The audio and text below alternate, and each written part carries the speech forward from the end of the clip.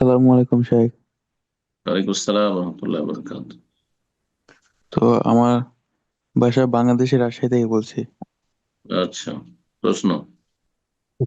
প্রশ্নটি হলো, আমার নাম মোহাম্মদ আবদুল্লাহ আল শাফি, কিন্তু মানুষজন শুধু শাফি নামে ডাকে, এটাতে ডাকলে কি শিরক হবে? সাফি, শুধু সাফি বললে শিরক হবে না, জায়েজ। কিন্তু আশরাফি, আব্দুল্লাহ আশরাফি করবেন না। আব্দুল্লাহ শাফি ঠিক আছে, কিন্তু আব্দুল্লাহ আশরাফি না, আশরাফি হো আল্লাহ। ফাইজা মারিতু ফাহুয়া ইয়াশফিন। আশরাফি করবে না, আল শাফি করবে না। ঠিক আছে, এটা জায়েজ নেই, তাহলে চেঞ্জ করতে হবে। এখানে একটি কথা বলা আগে বলিনি, জি। সেটা হচ্ছে ওর নাম মনে হয় বললো আব্দুল্লাহ আশরাফি, তাই না? জি না শেখ, সাফি বাংলাদেশ দেশে আর কি। সাফি শুধু সাফি। না, ও বললো ও, যে আব্দুল্লাহ আল সাফি। আব্দুল্লাহ আশ শাফি। যদি আল্লাহর সিফাত, আল্লাহর গুণ হয় আশ শাফি, তাহলে তো ঠিক আছে, আব্দুল্লাহ আশ শাফি। আল্লাহর গুণ যদি সেটাকে বলা হয়, তাহলে তাকে শাফি বলে ডাকাটা ঠিক নয়। কিন্তু আশরাফি বলে সাধারণত আমাদের দেশের মানুষরা ডাকেন না, শাফি। তখন আর আল্লাহর গুণ থাকে না। তখন ওই যে আব্দুল্লাহ, আল্লাহর বান্দার গুণ।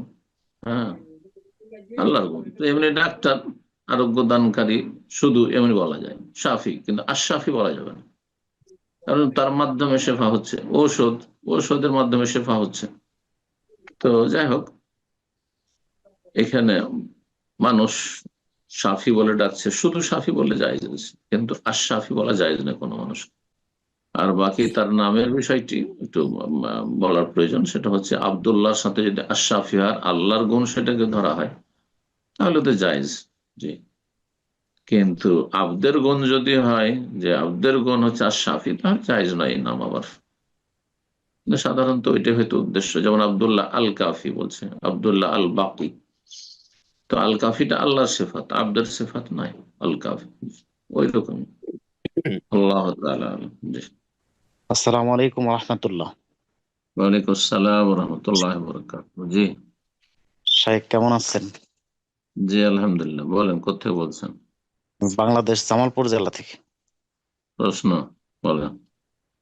জি, আমার প্রশ্ন হচ্ছে, তাওহিদ এবং আজিম এই নাম দুটো ছেলে সন্তানদের জন্য রাখা যাবে কি? তৌহিদ নাম রাখা যেতে পারে। তৌহিদ মানে মুয়াহিদ, মাসদার বেমানে ইসিম ফাইল।